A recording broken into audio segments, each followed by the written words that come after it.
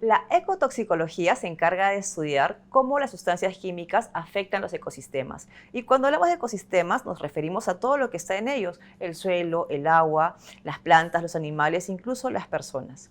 El día de hoy, el doctor Raúl Loaiza, coordinador del Laboratorio de Ecotoxicología de la Universidad Peruana Cayetano Heredia, nos va a hablar un poco de su trabajo. Doctor Loaiza, muchas gracias por dejarnos entrar a su laboratorio. Hola Carla, gracias a ustedes por la entrevista. No, para nosotros es muy interesante venir a su laboratorio porque ustedes trabajan un tema bastante importante, sobre todo cuando se refiere a lo que es medio ambiente. Este es el laboratorio de ecotoxicología. Así es. Hasta el nombre es un poco complejo. Ecotoxicología. ¿Qué cosa es lo que estudia la ecotoxicología? Es una rama relativamente moderna, empezó a finales de los 70 más o menos, y se dedica a evaluar los potenciales impactos de una diversidad de sustancias contaminantes en el ambiente, en suelos, en sedimentos, en agua, en el aire. Y claro, conforme ha ido, digamos, avanzando la modernidad, etcétera, la cantidad de sustancias en el ambiente producidas por el hombre es cada vez mayor. Entonces hay un interés especial en poderlas identificar, comprender cómo funcionan, cuál es su impacto, su toxicidad. Y eso es lo que hace la ecotoxicología. Entonces se podría entender que es ver cómo se afectan los ecosistemas, los diferentes ecosistemas, desde el punto de vista toxicológico. Así es. Contaminantes. Claro, y lo interesante es que te permite diseñar, por ejemplo, modelos en base a las características físicas y químicas de los compuestos, no solamente para saber cuál es su impacto, por ejemplo, en la flora, en la fauna, en el ser humano, sino también qué camino sigue una vez que se libera en el ambiente. Es decir, una sustancia que es emitida al aire, por ejemplo, a la atmósfera o al agua o a los suelos, ¿dónde va a ir? ¿En cuánto tiempo se va a degradar? ¿A quién va a afectar? ¿Qué otras interacciones va a tener con otros contaminantes? Entonces, es bastante más complejo en realidad y es sumamente dinámico, ¿no? Entonces vemos que en realidad es un tema sumamente amplio, pero además de lo que hice de ver cuáles son los contaminantes, qué factores del ecosistema afectan, también se puede ver cómo revertirlos, recuperarlos, limpiar. Bueno, para poder solucionar un problema hay que entenderlo primero, ¿no? Digamos, en todos sus aspectos. Entonces, antes de saber cómo deshacernos de estos contaminantes, tenemos que comprenderlos. Tenemos que saber cómo se comportan en el ambiente, cuáles son sus propiedades físicas, químicas, y a partir de ahí poder proponer las mejores estrategias, soluciones para, como tú dices, intentar retirarlos del ambiente o de alguna manera, en otros casos, cómo los podemos encapsular, cómo los podemos atrapar, inmovilizar, para que no continúen ejerciendo daño o impactando el ambiente, ¿no?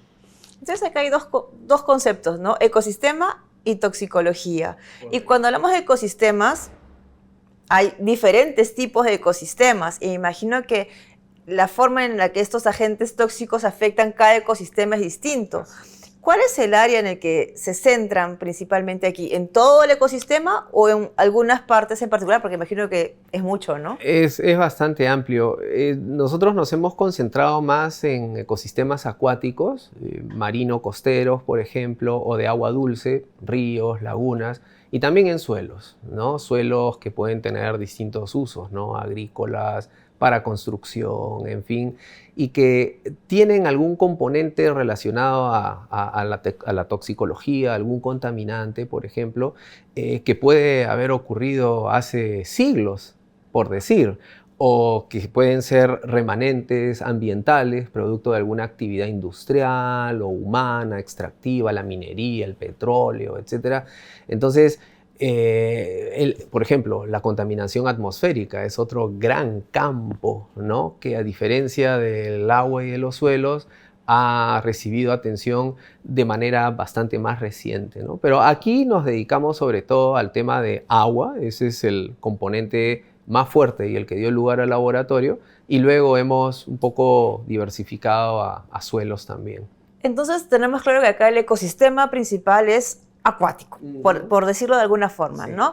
¿Y cuáles son los agentes tóxicos más frecuentes que ustedes han encontrado en el agua o los que son de mayor interés o los más Sí, peligrosos? No lo sé. claro. Bueno, el laboratorio surgió hace ya muchos años, hace más de 20, por ejemplo, y la motivación fueron los metales, ¿no? ¿Por qué? Porque, bueno, hubo la oportunidad de iniciar un proyecto con una empresa que tenía un problema grande alrededor de los metales y la idea era ver cómo poderlos vigilar, monitorear en el tiempo y eventualmente cómo revertir, digamos, ese efecto y cómo remediar. Entonces, el número de contaminantes en el ambiente es cada vez mayor, es infinitamente grande, pero en el laboratorio nos centramos sobre todo en metales, metales que pueden venir de la actividad minera, ¿no es cierto?, o de residuos ambientales, como decía hace un momento, antiguos, ¿no? Desmontes, pero también hemos trabajado con hidrocarburos en la Amazonía, por ejemplo, evaluando cómo estos también afectan la flora, la fauna. Entonces, nos hemos enfrentado en distintas situaciones a contaminantes diversos. Por ejemplo, hace un par de años tuvimos el derrame de petróleo en Ventanilla, ¿no? Y actualmente tenemos un proyecto que viene funcionando alrededor de ese tema y probablemente te cuente más detalles ahora luego. Estaría muy interesante porque es un problema justo de actualidad. Pero así como hay contaminantes que vienen de la actividad humana, por ejemplo, de la ventanilla o la actividad minera o industrial, también hay contaminantes naturales, Sí, compuestos que están naturalmente, valga la redundancia, en la naturaleza, están en el agua de forma natural, pero que también afectan la salud de las personas, de la fauna, de la flora. bueno, ahí hay un concepto y una definición que siempre hay que puntualizar o aclarar, y es que se le llama contaminante a una sustancia producida por el hombre. Aquello que está presente en la naturaleza, y como dices tú, se encuentra de manera espontánea y que existe hace millones de años, no se considera un contaminante porque se entiende que la naturaleza tiene distintas formas de poder equilibrar, de poder remediar el impacto de estos supuestos contaminantes, pero frente a ella hay toda una comunidad de plantas, de animales que están adaptados. Hay animales que viven en condiciones, bacterias, microorganismos y otros en condiciones extremas, ¿no? Los extremófilos, por ejemplo, donde ni tú ni yo podríamos vivir. Pero no quiere decir que ese sea un ecosistema alterado, es un ecosistema natural que ha logrado un equilibrio bajo esas condiciones. Pero los contaminantes sí tienen un origen humano, ¿no? Entonces hay que siempre hacer esa distinción. Ahora, regresando a la pregunta, sí hay procesos que ocurren de manera natural y eso es algo de lo que a mí me encanta hablar porque nos venimos dedicando en el laboratorio hace mucho a eso, y es que, por ejemplo, en la Sierra del Perú y en muchas otras partes del mundo hay un proceso natural, geológico, biológico, ambiental, climático, como lo quieras llamar, que genera lo que se conoce como drenaje ácido de roca, ¿no? El drenaje ácido de roca es el resultado de la interacción de una geología muy rica, como la peruana, somos un país minero, donde levantes una piedra y un mineral, y la exposición de estas rocas, que generalmente son muy reactivas, están compuestas de sulfuros, como la pirita, por ejemplo, y que reaccionan fácilmente al oxígeno, se oxidan, ¿no es cierto?, por el oxígeno del aire, de la intemperie, o de la lluvia, o del deshielo. Y esa combinación, ¿no?, a través de una serie de reacciones químicas que vienen ocurriendo hace miles de millones de años sobre la superficie de la Tierra, generan ácido sulfúrico. Y el ácido es el medio perfecto para lavar, digamos así, el término correcto es lixiviar, lavar las rocas. Y al lavar las rocas empiezan a disolverlas y a remover y movilizar los minerales, los metales que están escondidos en ellas. Entonces, eso es natural. El hombre no ha puesto un pie ahí, ¿no? Entonces, se genera una situación, entre comillas, contaminante, que sí puede tener serios impactos en la vida humana, de los animales, de las plantas, en aspectos productivos, por ejemplo, agricultura, ganadería, tiene implicancias muy serias. Entonces, tú me preguntabas si hay, por ejemplo, algún contaminante natural. Bueno, los metales, ¿no? Y este proceso en el Perú se está viendo cada vez con mayor intensidad. ¿Y se está evaluando el daño que hay de esto? Claro, por supuesto. El drenaje ácido de roca hace un par de años, gracias a la gestión del Instituto Nacional de Investigación en Glaciares, el INAIGEM, consiguió que el Ministerio de Economía destine una partida justamente para su evaluación, para su monitoreo y también para su remediación, porque se considera que es un riesgo altísimo asociado con las montañas, con los glaciares, para el ser humano, para las poblaciones humanas. ¿Y se sabe qué impacto tiene sobre la salud de las personas que están afectadas por...? Bueno, esa es una muy buena pregunta, porque lo que nosotros más vemos y donde más nos preocupamos es cuando hay, digamos, una exposición mediática. ¿Y qué es lo que jala la atención? Por ejemplo, la actividad minera, que está siempre en el ojo de la tormenta. Yo no tengo nada con ninguna minera, ni tengo acciones en ninguna de ellas. Pero lo cierto es que el drenaje ácido de roca tiene exactamente el mismo efecto que los drenajes ácidos de mina, que son producidos por desmontes abandonados, por socavones abandonados. O sea, eso fue hecho por el hombre. Pero el drenaje ácido de roca, como les conté hace un momento, es un fenómeno completamente natural. Y acá me da una curiosidad, disculpa que te interrumpa. ¿Coinciden geográficamente que esta situación está cerca de la actividad minera y que podría confundirse el daño en la población, no diferenciar de dónde viene? Bueno, eso ha generado muchos conflictos sociales, porque en lugares donde, por ejemplo, el origen ha sido natural, obviamente la gente se lo atribuye a alguna minera cercana. Y como te digo, yo no tengo ningún interés en defender a las mineras, pero lo cierto es que no necesariamente ese ácido y esos minerales, esos metales tóxicos provienen de una actividad minera, pero estando en la misma localidad o geográficamente cercanos, se puede confundir fácilmente. Pero qué importante es conocerlo. Para mí es totalmente nuevo, pero ¿ves? Surge la pregunta. Entonces, ¿los daños a la salud siempre son de la actividad minera o de repente son causas naturales? Y valdría la pena también investigar al respecto para no solamente orientarse a ver que la actividad minera cumple todos los requisitos, sino también para remediar aquella otra fuente de peligro, ¿no? Justamente, claro. Entonces, se conocen casos icónicos en el Perú. Uno lo tenemos en La Oroya. La Oroya está dentro de una lista negra de ciudades más contaminadas del planeta. O sea, tiene una fundición que funcionó hasta hace poco, probablemente cerca de 100 años, y la cantidad de estudios que se han hecho en La Oroya relacionados al impacto de la contaminación del plomo en los niños, en los adultos, en la capacidad cognitiva, en el desarrollo, en la fisiología, etcétera, digamos, son toneladas de información que se han generado. Pero anda a ver cuánta información existe sobre causas, ¿no? Efectos en la salud de las personas por causa del drenaje natural. No hay estudios. O sea, estamos haciendo algunos esfuerzos por conectar justamente cómo es que estos drenajes impactan la salud de las personas, pero la cantidad de estudios y evidencias sobre ello, reportadas, digamos, científicas, es muy poca todavía. Entonces, este es un momento y una oportunidad para llamar la atención sobre eso. O sea, no solamente son los residuos mineros los que causan un problema a partir de metales. Estos fenómenos naturales también pueden tener exactamente el mismo impacto, pero nadie los ve, nadie los estudia. Porque no jalan la atención. O porque no saben que existe. Para mí, como te digo, yo me acabo de enterar de eso y es una pregunta que creo que surge naturalmente.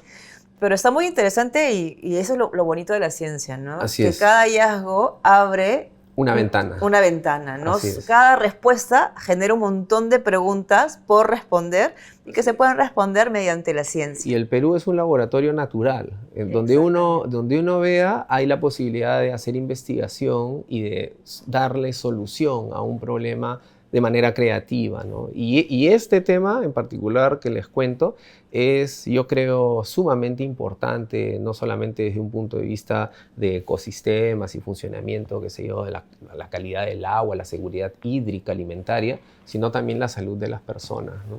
¿No? Y este es justamente es el objetivo de la ciencia, ¿no? La ciencia tiene tiene como finalidad mejorar la calidad de vida de las personas, resolver los problemas que aquejan a la salud, a la condición de vida de las personas, y qué importante es tomar atención en un punto del que muy poco o casi nada se habla. Sí.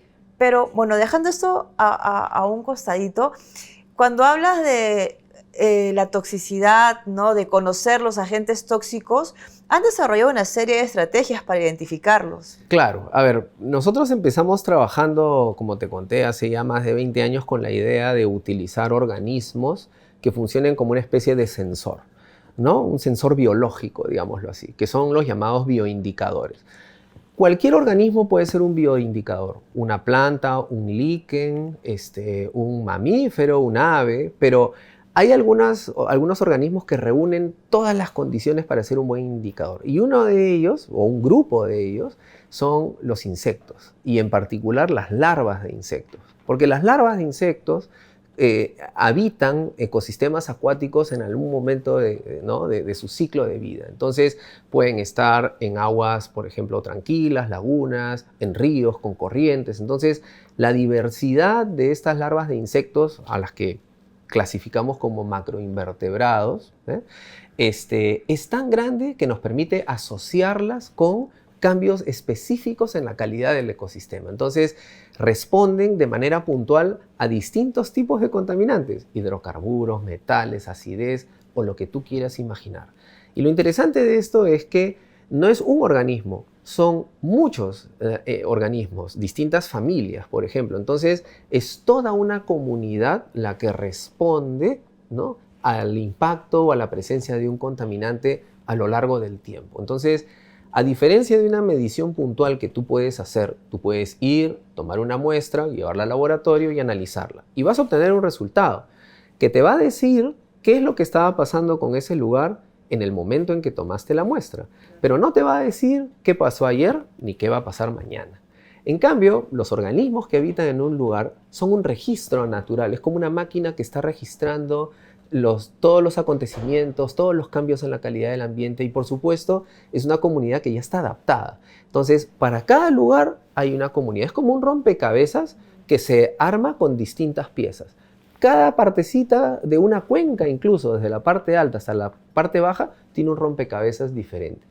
Desentrañar ese rompecabezas e interpretar qué es lo que nos quiere decir es justamente lo que hacemos aquí, ¿no? Y es poder utilizar ese rompecabezas para decir esta agua es de buena calidad, de mala calidad. Por supuesto que puede ser un poco más complejo también, porque hay que hacer una serie de análisis químicos, físicos, en fin. Pero esto podría servir, por ejemplo, para los pobladores, reconociendo qué bichitos, vamos a decir, Claro. viven ahí. Oh, esta agua puedo tomarla y esta agua de ninguna manera. Con esta agua puedo regar mis plantas, con esta agua no porque veo este bichito. O puedo darle de tomar a mi ganado y a esta no. Exactamente, justamente, mira, nosotros venimos trabajando desde ya hace un tiempo varios proyectos donde hemos incorporado la perspectiva de la ciencia ciudadana o la ciencia participativa, que consiste en involucrar a los ciudadanos de a pie, que no son científicos, que muchas veces son analfabetos, pero que tienen mucha experiencia, tienen conocimiento y tienen la capacidad de percibir cambios en el ambiente que nosotros no tenemos o no conocemos. Por ejemplo, un poblador de una comunidad en la sierra que todos los días ve el río y que de pronto ve un cambio, puede asociarlo con algún tipo de impacto, por ejemplo. Y lo que hemos hecho es desarrollar una serie de índices. Más bien hemos adaptado índices europeos de otras partes del mundo basados en estos macroinvertebrados para poder evaluar la calidad del agua. Y hemos capacitado pobladores de comunidades que obviamente no son ni especialistas ni biólogos, ¿no? Y como digo, en algunos casos no han terminado el colegio. Pero a través de materiales que hemos generado acá en el laboratorio, como cartillas a color con las fotos de estas larvas de los macroinvertebrados, y a través de un aplicativo móvil que hemos desarrollado, diseñado acá en el laboratorio, les hemos enseñado y los hemos capacitado para que ellos puedan evaluar la calidad del agua a partir de la presencia de estas larvas, de estos bichos, digamos así, de estos bichitos. Entonces, ¿y para qué? Para poder darles una herramienta de monitoreo. ¿Cuánto tardaría el Estado en llegar a tantos lugares del Perú donde es necesario saber la calidad del agua, como dijiste, para regar, para el ganado, para beber? Si uno difundiera este tipo de herramientas y capacitara a la gente, probablemente empoderaríamos a estas personas y los haríamos autónomos en la vigilancia ambiental de sus fuentes de agua. Entonces, eso tiene un poder muy grande. Además que tiene, por supuesto, todo un respaldo científico, ¿no es cierto? La gente, además, tiene la sensación de poder gestionar sus recursos, conocer su ambiente y poder tomar decisiones. Y es que justamente de eso se trata la ciencia, como venía diciendo hace un momento, ¿no? Que el ciudadano se apodere, se adueñe de ese conocimiento para su propio cuidado, para la toma de decisiones e incluso para exigir y demandar sus derechos. También. Porque el conocimiento es poder. Sí. Y si tú no sabes, ¿cómo puedes reclamar, exigir? Y el Perú es un país que toma decisiones sin saber. Y eso lo vemos en distintos órdenes, ¿no? de cosas. En diferentes ámbitos, en distintos realidad. Lástima, siempre nos queda corto el tiempo, pero yo quería hacer una pregunta antes de terminar. He visto que ustedes están trabajando en investigación del impacto que tiene el cambio climático con el retroceso de los glaciares. Sí. ¿Cómo? Obviamente, el cambio climático, por el calor, hay menos glaciares, pero ¿cómo eso impacta el área en el que ustedes se desarrollan? Nosotros tenemos un área espectacular, maravillosa, que es la Cordillera Blanca. La Cordillera Blanca es como un termómetro de lo que está ocurriendo con respecto al cambio climático, ¿no? Porque los glaciares, que son sumamente sensibles, son los que reaccionan primero a los cambios de temperatura en el ambiente. Entonces, en la Cordillera Blanca se ha visto que en los últimos 50 años ha habido probablemente una pérdida del 40% del volumen glaciar. O sea, se estima más o menos que con todo ese hielo que se ha perdido, Lima, que es una ciudad que tiene 10 millones de habitantes o más, podría haber tomado agua durante 10 años de manera consecutiva. Imagínate, o sea, la cantidad de agua que se ha perdido. Entonces, como digo, los glaciares son centinelas del cambio ambiental. Ahora, un poquito regresando a lo que les contaba del drenaje ácido de roca. Las montañas han estado cubiertas de glaciares por miles de años. Cuando estos glaciares han retrocedido, las faldas de los cerros, las rocas, han quedado desnudas, expuestas a la intemperie. Y ahí es donde empieza esta reacción, esta oxidación, ¿no? Por el agua, el oxígeno de la atmósfera, etcétera, y que se genera este drenaje ácido de roca, bueno, que acabamos de ver los potenciales y serios impactos que puede tener para la vida de las personas y el funcionamiento del ecosistema. Entonces, el cambio climático en el Perú en particular está íntimamente relacionado con procesos de contaminación, digámosle, natural, pero que puede tener serios impactos incluso en la forma de vida de las personas y en la economía. Muchas personas, muchos pobladores, muchas comunidades de la Cordillera Blanca, que es donde nosotros trabajamos, ¿no? Han tenido que abandonar sus tierras y dedicarse a la construcción, al transporte o a otro quehacer, porque el agua con la que regaban sus campos venía ácida, llena de metales. Y esos campos se acidificaron, las plantas se murieron y no pudieron seguir viviendo de eso, ¿no? De la venta de sus productos, por ejemplo, o del intercambio. Tuvieron que dedicarse a otra cosa. Entonces, esto también tiene serios impactos sociales, económicos, o sea, a distintos niveles. Entonces, el cambio climático está muy vinculado con esto que hablamos. Pero es algo de lo que no se habla cuando se habla de cambio climático. Se habla de muchísimas cosas cuando se habla de cambio climático, del deshielo de los glaciares, se habla por todos lados, pero no de esta situación que ocurre a consecuencia de. Así es. Y que la gente no sabe. Y eso es lo que nosotros queremos dar a conocer. O sea, cuando se habla de cambio climático, lo primero que se piensa o se escucha es estrés hídrico. ¿Qué es estrés hídrico? En pocas palabras, quedarnos sin agua. Y a la gente se le paran los pelos de pensar que de aquí a 50 años no va a haber agua. como lo que ya ocurrió hace unos años, por ejemplo, en Sudáfrica, en Ciudad del Cabo, por ejemplo, ¿no? Pero nadie habla de calidad, o sea, siempre se habla de cantidad. Nos vamos a quedar sin agua, la cantidad de agua no va a ser suficiente, pero ¿y la calidad? O sea, la poca agua que quede va a tener la calidad suficiente, adecuada, para que nosotros la podamos usar para beber, para regar, para los animales. Para cultivar. Por eso, entonces, de pronto no. Entonces, no hay que solamente alarmarnos y preocuparnos porque estamos perdiendo masas de hielo. Por supuesto que es preocupante, pero lo que hay que ver también es que el agua que quede la podamos utilizar, ¿no es cierto? Y que las futuras generaciones puedan también disfrutar de ello. Y ahí ¿no? trabajar en lo que es la biorremediación. La biorremediación, que es algo que hacemos también en el laboratorio. Ya desde hace varios años venimos trabajando en sistemas de humedales artificiales, los llamados wetlands, por ejemplo, utilizando plantas nativas y consorcios bacterianos que ayudan a oxidar metales, precipitarlos, remediar, y es algo que se usa en muchas partes del mundo y que es una manera pasiva, ¿no? Digamos así, natural, mucho más amigable desde un punto de vista ambiental para recuperar aguas, suelos que han sido impactados por actividades mineras, por drenaje natural de roca y por otros, por hidrocarburos. Entonces, es un área de investigación sumamente necesaria en el Perú por la cantidad de pasivos ambientales que tenemos y que, digamos, poco a poco está teniendo cada vez más fuerza, ¿no? Hay cada vez más investigación, pero hay que seguir promoviéndola, ¿no? Excelente. Yo me he quedado, siempre me quedo maravillada cada vez que entrevisto a alguien porque me entero de muchas cosas que yo misma ignoraba y cuán importantes son. Y nuevamente, ¿no? Lo importante que es la ciencia para mejorar la vida de las personas. Así es. Y ya para cerrar, Raúl, un mensaje que le quisieras dar a los jóvenes que nos están escuchando, que de pronto quisieran hacer ciencia, pero lo ven muy lejano, ¿qué les dirías? Primero uno tiene que elegir lo que lo haga feliz, ¿no? Y yo creo que en la vida no hay planes. Todos nosotros hemos aterrizado en algo que probablemente nunca pensamos que íbamos a hacer.